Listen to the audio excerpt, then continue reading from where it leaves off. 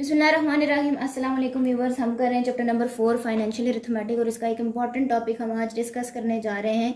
It is inheritance. इसको define हमने किस तरह से करना है, इसके क्वेश्चंस हम कैसे करेंगे, ये आप आगे चल के इस वीडियो में देखेंगे। और जो प्रीवियस टॉपिक्स थे जिसमें ratio proportion, direct proportion, inverse proportion और पार्टनरशिप, ये सारे टॉपिक्स प्रीवियस वीडियोस में मैं डिस्कस कर चुकी हूँ। अगर आपने वो वीडियोस नहीं देखी तो इसके डिस्क्रिप्शन में आपको मिल जाएंगी, आप वहाँ पे जाके देख सकते हैं। तो चलिए शुरू करते हैं अपनी आज की वीडियो। इनहेरिटेंस को मैं डिफाइन करने जा रही हूँ। When a person dies then the assets left by him are called inheritance and it is distributed among his inheritors according to Islamic law. Definition इसकी क्या है कि जब कोई शख्स फोत हो जाता है तो उसके जो भी असासे होते हैं वो उसके वरसा में डिवाइड कर दिए जाते हैं, तकसीम कर दिए जाते हैं इस्लामिक लॉ के मुताबिक। अब उन असासों में क्या क्या चीज़ें शामिल हो सकती हैं? घर, गाड़ी, बैंक बैलेंस, ठीक है। और इसके अलावा उसकी अगर कोई ज़मीनें हैं, कोई इस तरह की जायदाद है तो वो सब कुछ उसके असासों में शामिल होगा और उसके इनहेरिटर्स, उसके बीवी बच्चों में वो चीज़ें तकसीम हो जाएंगी इस्लामिक लॉ के मुताबिक, ठीक है। अब इसके क्वेश्चंस को जब मैं सॉल्व करवाऊंगी तो आपको इनहेरिटेंस और अच्छे तरीके से समझ आ जाएगी और आपको ये भी पता चल जाएगा कि अगर इनहेरिटेंस से रिलेटेड कोई वर्ड प्रॉब्लम आता है तो आपने उसको किस तरह से सॉल्व करना है। तो चलिए शुरू करते हैं क्वेश्चन नंबर 1 से। और क्वेश्चन नंबर 1 मैं आपको बताती हूँ कि वो है क्या और उसका सोल्यूशन जो है वो हमने अभी करना है, ठीक है। तो चलिए शुरू करते हैं। क्वेश्चन नंबर 1 है, a man left his property of ₹6,40,000, ठीक है। एक शख्स था, उसने अपनी प्रॉपर्टी छोड़ी है 6,40,000 रुपये। A debit of ₹40,000 was due to him and ₹5,000 was spend on his burial. Distribute the amount between his widow, 1 daughter and 2 sons according to Islamic law. कह रहे हैं कि एक शख्स था जिसकी टोटल अमाउंट कितनी थी उसकी प्रॉपर्टी की? 6,40,000, ठीक है। टोटल अमाउंट इज 6,40,000 रुपीज़ और उसके ऊपर था 40,000 रुपये का कर्ज। तो हम नेक्स्ट लिखेंगे his debit, it is 40,000 rupees, ठीक है। और उसके जो तदफीन पे अखराजात हुए वो थे 5,000 रुपीज़। तो हम वो एक्सपेंसेस भी साथ लिख लेते हैं, it is burial expenses, that is 5,000 rupees. अब आपने क्या करना है कि जो इसकी टोटल अमाउंट थी 6,40,000, उसमें से पहले ये दोनों जो अखराजात थे, उसका जो कर्ज है और उसके जो तदफीन के अखराजात हैं उनको माइनस कर देंगे, ठीक है। और बाकी की जो रकम बचेगी वो हमने उसकी एक विडो में, मतलब बेवा में, एक बेटी और 2 बेटों में डिस्ट्रीब्यूट करनी है। तो चलिए देखते हैं कि वो हम किस तरह से करेंगे। सो रिमेनिंग अमाउंट आप लिख लें कितनी बच गई है उसके पास।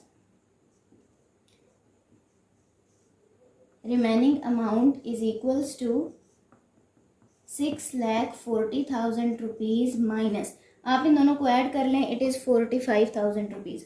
तो आपने ये 45,000 रुपीज़ जो है वो इसमें से माइनस कर देने, तो आपके पास सोल्यूशन आ जाएगा 5,95,000 रुपीज़, ठीक है। अब 5,95,000 रुपये जो बच गए हैं उसमें से हमने उसकी बेवा का हिस्सा, उसके 2 बेटों का और 1 बेटी का हिस्सा फाइंड आउट करना है, ठीक है। तो आपने ये अमाउंट याद रखनी है, इट इज़ 5,95,000 रुपीज़। तो नेक्स्ट स्टेप इसका करते हैं और देखते हैं कि वो किस तरह से होगा। अच्छा, आपने एक चीज़ हमेशा याद रखनी है कि विडोज़ शेयर जो होता है वो हमेशा 1/8 होता है, ठीक है। बेवा का हिस्सा हमेशा टोटल विरासत का 8वां हिस्सा होता है। तो हम जब भी क्वेश्चन में देखेंगे विडोज शेयर तो आपने 1/8 of that amount find out करना है। सो 1/8 ऑफ 5,95,000, ये आपके पास आ जाएगा 74,375। 5,95,000 को आप लोग 8 से डिवाइड करें तो आपके पास ये सोल्यूशन आ जाएगा। अब क्योंकि ये वाली अमाउंट हमने विडोज शेयर में उस विडो को दे दी, ठीक है, उसका शेयर। अब टोटल जो अमाउंट थी उसमें से हम ये वाली अमाउंट माइनस कर लेते हैं ताकि हम उसके बच्चों का हिस्सा फाइंड आउट कर सकें। So remaining amount is equals to 5,95,000 minus 74,375। जब आप ये अमाउंट कैलकुलेट करेंगे तो आपके पास आ जाएगा 5,20,625। आप इसको माइनस करके चेक कर लें, आपका सोल्यूशन आएगा 5,20,625। अब नेक्स्ट जो स्टेप हम लोग करने लगे हैं इस क्वेश्चन में, इट इज़ वेरी इंपॉर्टेंट और ये हर क्वेश्चन में आपको करना पड़ेगा, इसलिए इस स्टेप को आपने बहुत अच्छे से याद करना है। अब आपने क्या करना है, उसके जो बेटे थे और बेटी उनका हिस्सा फाइंड आउट करना है। तो जब भी क्वेश्चन में, इनहेरिटेंस के क्वेश्चन में आपको कहा जाए कि बेटे और बेटियों का हिस्सा फाइंड आउट करें, तो हमेशा आपने पहले लिखना है सन रेशो डॉटर। इस क्वेश्चन में कहा गया है कि उस शख्स के 2 बेटे थे और 1 बेटी थी, ठीक है। अच्छा, अब आपने क्या करना है कि हमेशा जब लिखना है तो बेटे का हिस्सा होता है डबल और बेटी का हिस्सा होता है उसका, आप ये कह सकते हैं कि हाफ होता है उसका, ठीक है। तो हमेशा आपने पहले लिखना है 2:1। बेटे 2 थे तो मल्टीप्लाई कर दें 2 के साथ, और बेटी 1 थी तो मल्टीप्लाई कर दें 1 के साथ। तो ये आपका आ गया 4:1। अब वही वाला प्रोसीजर जो हमने प्रीवियस वीडियो में किया था पार्टनरशिप को कैलकुलेट करने के लिए, यहाँ पे आप फाइंड आउट करेंगे सम ऑफ रेशो, ठीक है। ये आपके पास आ जाएगी 4 + 1 = 5, ठीक है। ये आपके पास आ गया सम ऑफ रेशो। अब आपने 2 बेटों का और 1 बेटी का शेयर फाइंड आउट करना है। तो आप लिख दें share of 2 sons = 4 divided by 5 multiply by 5,20,625, ठीक है। इसको जब आप फाइंड आउट करेंगे, या तो आप 5 से इसको कैंसिल आउट करके 4 के साथ मल्टीप्लाई कर दें, या सिंपल आप 4 को मल्टीप्लाई करें और फिर डिवाइड कर दें 5 के साथ, तो आपके पास आ जाएगा 4,16,500 रुपीज़, और ये 2 बेटों का हिस्सा आया है, ठीक है। अब आप अगर फाइंड आउट करना चाहते हैं शेयर ऑफ ईच सन, तो आपने क्या करना है, इस रकम को डिवाइड कर देना है 2 के साथ।